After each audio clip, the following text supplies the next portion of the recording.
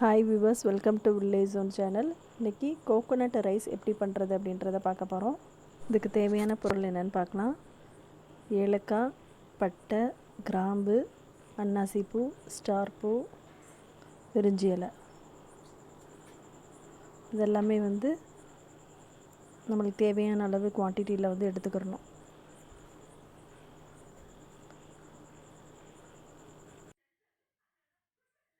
இஞ்சி பூண்டு விழுது இந்த மாதிரி அரைச்சி எடுத்து வச்சுக்கிறணும். இப்போ பெரிய வெங்காயம் சின்னதாக கட் பண்ணி வச்சுருக்கோம். பச்சை மிளகா 2 அப்படி கீறி வச்சுட்டா போதும். மல்லி இலை, புதினா இலை தேவையான அளவு எடுத்தாச்சு. இது நம்ம குக்கரில் செய்யலை, மாதிரி ஒரு சாதாரண சில்வர் பாத்திரத்தில் செய்ய போகிறோம். தேவையான அளவு குக்கிங் ஆயில் விட்டாச்சு. ஸோ இதை ஸ்டார்ட் பண்ணும்போதே நம்ம தேங்காய் பால் ஒரு சைடு எடுத்து வச்சுருக்கணும்.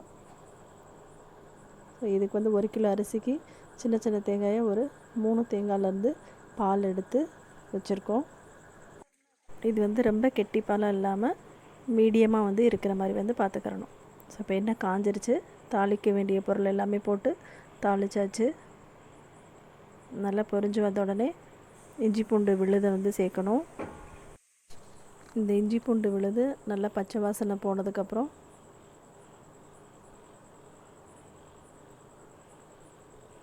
நம்ம கட் பண்ணி வச்சுருக்க பச்சை மிளகா, வெங்காயம் இதெல்லாம் சேர்த்து வதக்கணும்.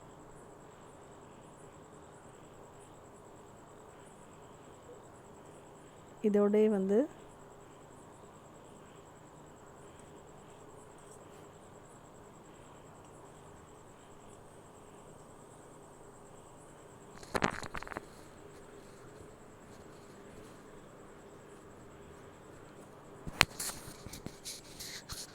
நம்ம க்ளீன் பண்ணி வச்சுருக்க மல்லி இலை, புதினா இலையை சேர்த்துக்கிறணும்.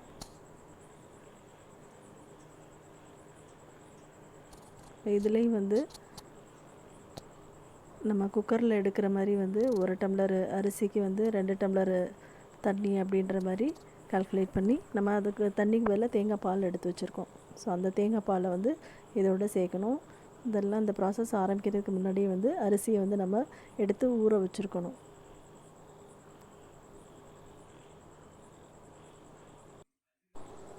ஸோ இது நல்லா மிக்ஸ் பண்ணி விட்டுட்டு இது நல்லா கொதிக்கிற வரை வெயிட் பண்ணி அதுக்கப்புறம் நம்ம அரிசியை போடணும். அரிசி நம்ம ஆல்ரெடி எடுத்து ஊற வச்சுருக்கோம். நம்ம 1 கிலோ அரிசிக்கு டபுளாக தேங்காய் பால் எடுத்து வச்சுக்கிறணும்.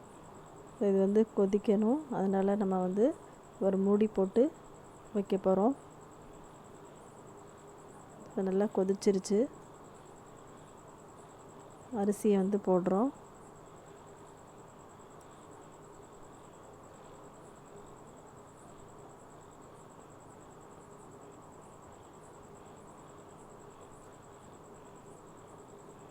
அரிசி சேர்த்து நல்லா மிக்ஸ் பண்ணிவிட்டு தேவையான அளவு உப்பு போடுறோம்.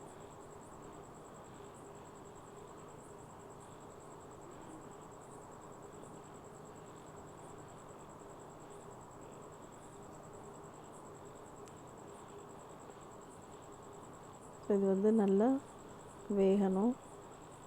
மூடி போட்டு வேக வச்சாச்சு.